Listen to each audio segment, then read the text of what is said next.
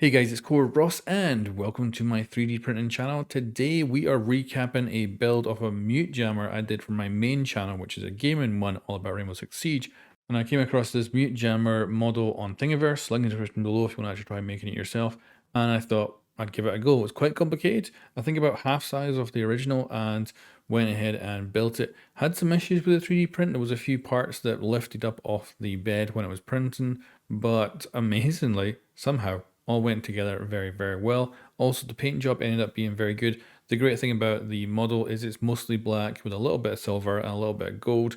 So I was able to paint those bits in and it really pops once you see the final piece.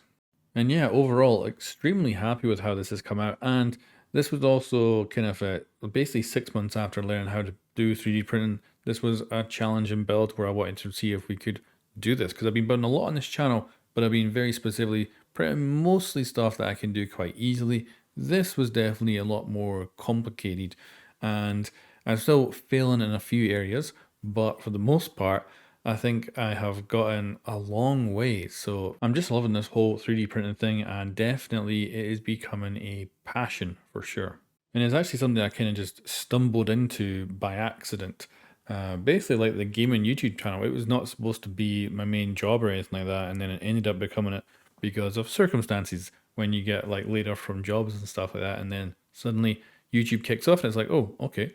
So yeah, this has been a whole lot of fun. I'm gonna have to definitely figure a few things out though on this channel. So I need to figure out how to film things better because I've all been doing these kind of unboxing videos. Well, this is not an unboxing video, but this is what I usually use for my unboxings. And now I'm doing it for 3D printing. So I think I need a better setup for like cameras and stuff. I need to figure out how to get some good like time lapses of the 3D prints going as well. There's a lot of stuff I need to work on to make the content on this channel way, way better than it currently is. Because it's lovely, I get to show off some cool stuff, but I think the production value could be a lot better. Although this channel is not making any money at this moment, it's way under 1,000 subscribers. So until it gets there, it won't be making any money. So I need to figure out how I can do it on the cheap. So most likely it'll stay the kind of similar production value for a while and we'll see how things go. And hopefully overall just grow the channel over time.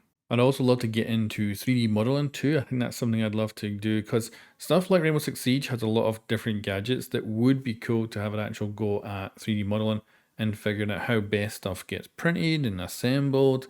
And I think that could be a heck of a lot of fun to actually make stuff because this meat jammer here, freaking cool, really nice. And I kind of like that it's half size. It makes it a bit more easy to print. Of course, you could scale it up and print it full size, but I think the fact that it's this size is it looks good, it's more practical to print, and it's definitely got a sweet overall aesthetic to it.